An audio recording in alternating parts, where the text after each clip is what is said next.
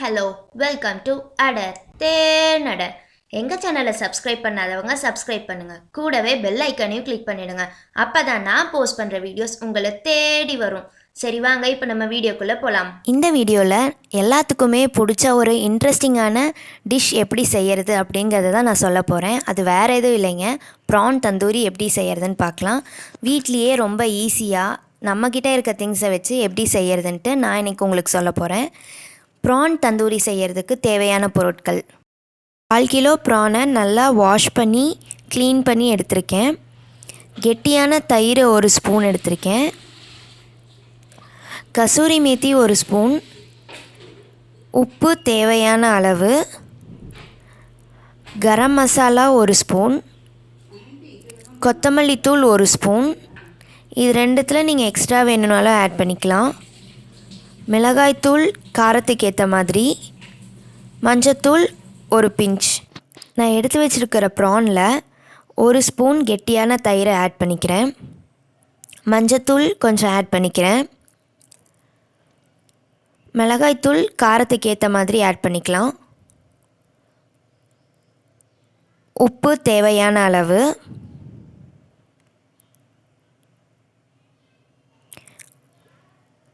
அடுத்து கொத்தமல்லி தூள் 1 ஸ்பூன்.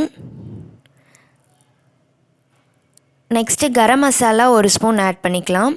கூடவே சீரகத்தூளும் ஆட் பண்ணிக்கலாம். சீரகத்தூள் இல்லாதவங்க கரம் மசாலா எக்ஸ்ட்ராவாக கொஞ்சம் ஆட் பண்ணிக்கலாம். இது பெப்பர் நான் ஆட் பண்ணியிருக்கேன். அடுத்து கசூரி மேத்தி இந்த மாதிரி க்ரஷ் பண்ணி இதில் ஆட் பண்ணிவிட்டு, இதோட இப்போ நம்ம வெங்காயமும் கேப்சிகமும் ஆட் பண்ணணும். இந்த வெங்காயமும் கேப்சிகமும் நமக்கு எந்த சைஸில் வேண்டுமோ அந்த மாதிரி நம்ம கட் பண்ணிவிட்டு இதில் போட்டுக்கலாம். ஆனால் என்னென்னா ப்ரானோட இது ரெண்டும் சைஸ் கம்மியாக இருக்கணும். அப்போ தான் ஈஸியாக குக் ஆகும். ஸோ எல்லாமே போட்டுட்டு இந்த மாதிரி மிக்ஸ் பண்ணி விட்டுக்கலாம். இல்லை இப்படி உங்களுக்கு வேண்டான்னா ஃபஸ்ட்டு தயிர் போட்டுட்டு எல்லா மசாலாவும் நல்லா மிக்ஸ் பண்ணதுக்கப்புறமா நீங்கள் ப்ரானை இதில் போட்டு மிக்ஸ் பண்ணிக்கலாம். நல்லா இந்த மாதிரி மிக்ஸ் பண்ணிவிட்டு கடைசியாக கொஞ்சமாக எலுமிச்சம் சாறு இதில் போட்டுக்கோங்க. அப்போ தான் கொஞ்சம் புளிப்பு டேஸ்ட் நம்மளுக்கு கிடைக்கும். பாருங்கள், நல்லா இந்த மசாலாலாம் மிக்ஸ் ஆகிடுச்சு எல்லாத்துலேயும். பாருங்கள், இந்த மாதிரி மிக்ஸ் ஆகிட்டு நீங்கள் ஒரு 3 ஹவர்ஸ் போல் இதை ஊற வச்சிடணும். ஒரு பேன் எடுத்துக்கோங்க.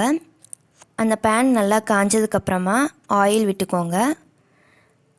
இப்போ என்ன பண்ணுறோன்னா, நம்ம ஆல்ரெடி 3 ஹவர்ஸ் ஊற வச்சுருந்த ப்ரானை இந்த ஆயிலில் போட்டு ஃப்ரை பண்ணிக்கலாம். ப்ரான் ஒட்டி ஒட்டி போடாமல் இந்த மாதிரி ஸ்ப்ரெட் பண்ணி போட்டு விட்டுக்கோங்க. அப்போ தான் அது ஈஸியாக குக் ஆகும், ஒன்றோட ஒன்றும் ஒட்டாமல். பாருங்கள், இந்த மாதிரி போட்டுக்கோங்க. இப்போ எண்ணெய் பத்தலைனாலும் நீங்கள் எண்ணெய் விட்டுக்கலாம். எல்லாமே ஒரே டைமில் போடணுன்னு அவசியம் இல்லை. நீங்கள் இந்த மாதிரி பேட்சாக போட்டு கூட நீங்கள் ஃப்ரை பண்ணிக்கலாம். இப்போ ஒரு சைட் ஃப்ரை ஆகிடுச்சா என்னன்னு பார்த்துட்டு அதை திருப்பி விட்டுக்கோங்க.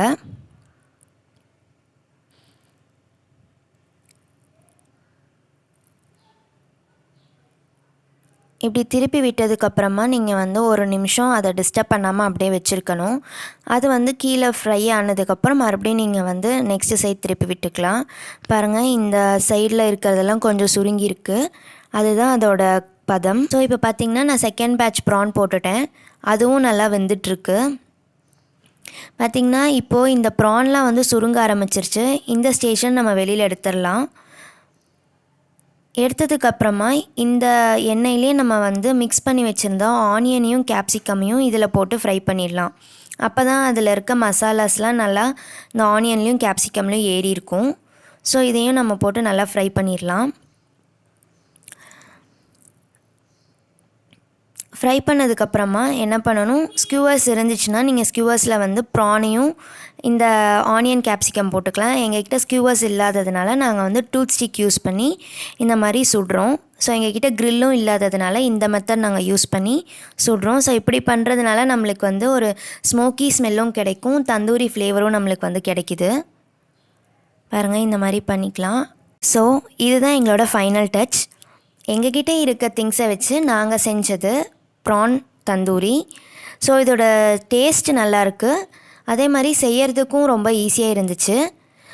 நீங்களும் இந்த டிஷ்ஷை உங்கள் வீட்டில் ட்ரை பண்ணி பார்த்துட்டு எப்படி இருக்குன்ட்டு கீழே இருக்க கமெண்ட் பாக்ஸில் உங்களோட கமெண்ட்ஸை சொல்லுங்கள். இந்த வீடியோ உங்களுக்கு பிடிச்சிருந்தா லைக் பண்ணுங்கள், ஷேர் பண்ணுங்கள். அடுத்து உங்களுக்கு என்ன மாதிரி வீடியோஸ் வேணும்னு கமெண்ட் பண்ணுங்கள். மறந்துடாமல் எங்கள் சேனலை சப்ஸ்கிரைப் பண்ணிடுங்க. கூடவே பெல் ஐக்கனையும் கிளிக் பண்ணிவிடுங்க.